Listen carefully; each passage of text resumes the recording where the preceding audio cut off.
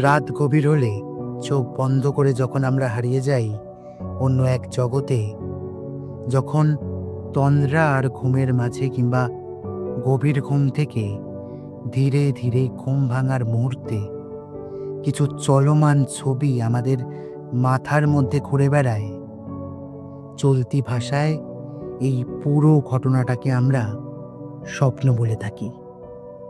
কিন্তু এই স্বপ্ন আসলে কি? এটা কি শুধুই মস্তিষ্কের খেলা, নাকি এর পিছনে আছে কোনো গভীর রহস্য? আজ আমরা জানব কেন মানুষ স্বপ্ন দেখে, এর পিছনে পুরাণ কি বলে, বৈজ্ঞানিক দৃষ্টিতে এর ব্যাখ্যা কি, আর সত্যিই কি ভোরের স্বপ্ন বাস্তবে রূপ পায়? এমন আরও অনেক রহস্যময় বিষয় গল্পের ছলে সহজ করে জানতে হলে গল্পে গৌরবকে সাবস্ক্রাইব কিন্তু করতেই হবে।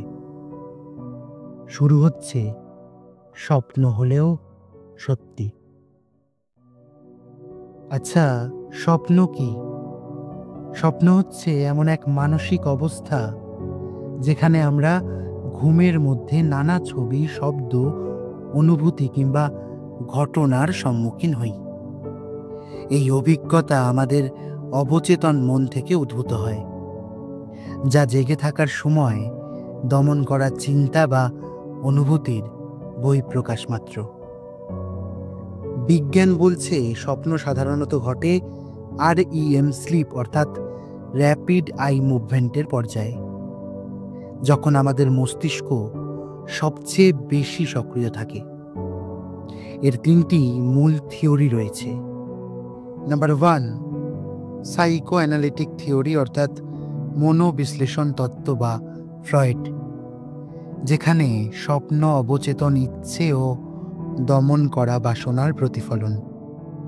নাম্বার 2, অ্যাক্টিভেশন সিনথেসিস থিওরি বা সক্রিয়করণ সংশ্লেষণ তত্ত্ব, যেখানে মস্তিষ্কের ইলেকট্রিক্যাল ইম্পালস এলোমেলো তথ্য তৈরি করে, যাকে আমরা গল্পে রূপ দিই।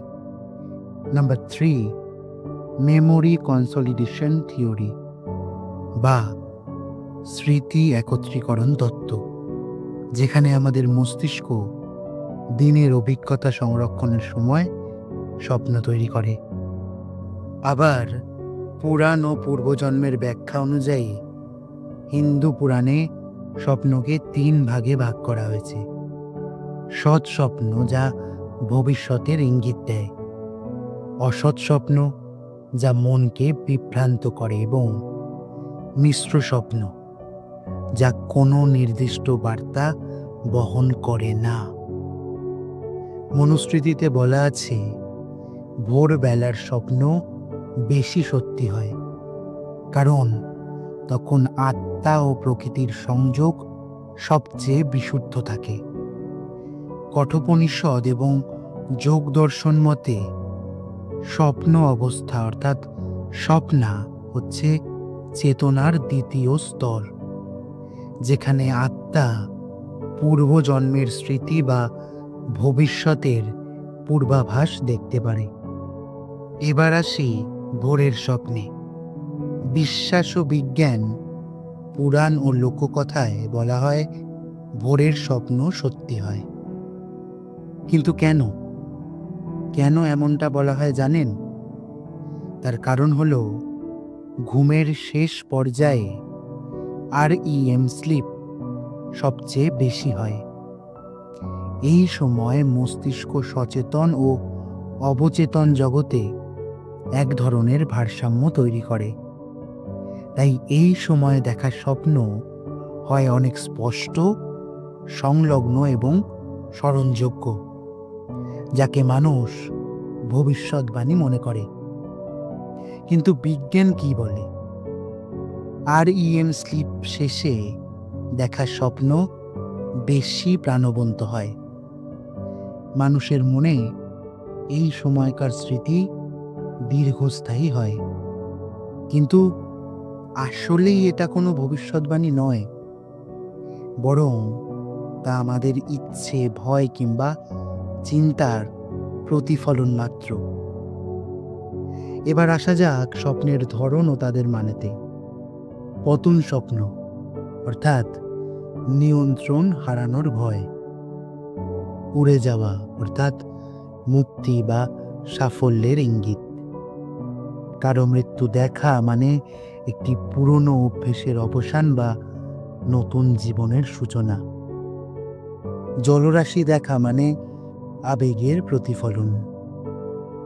ধাওয়া করা মানে বাস্তব জীবনের চাপ বা সংকট। স্বপ্ন আসলে একটা দরজা, যা আমাদের মন, আত্মা এবং কখনো কখনো ভবিষ্যতের মাঝামাঝি কোথাও নিয়ে যায়।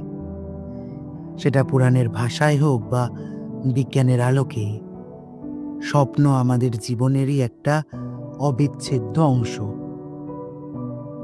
আর হ্যাঁ, ভোরবেলার স্বপ্ন যদি আপনার মনে দাগ কাটে, তাহলে সেটা কি সত্যি শুধুই স্বপ্ন? এই ভিডিওটা যদি ভালো লেগে থাকে তাহলে লাইক করবেন এবং কমেন্ট করে আমাদের জানাবেন আপনি শেষ কবে এমন স্বপ্ন দেখেছিলেন, আর তা সত্যি হয়েছিল কিনা।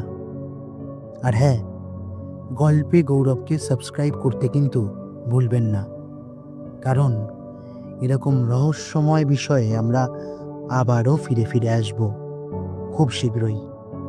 ততদিন পর্যন্ত ভালো থাকবেন, সুস্থ থাকবেন এবং স্বপ্ন দেখে যাবেন।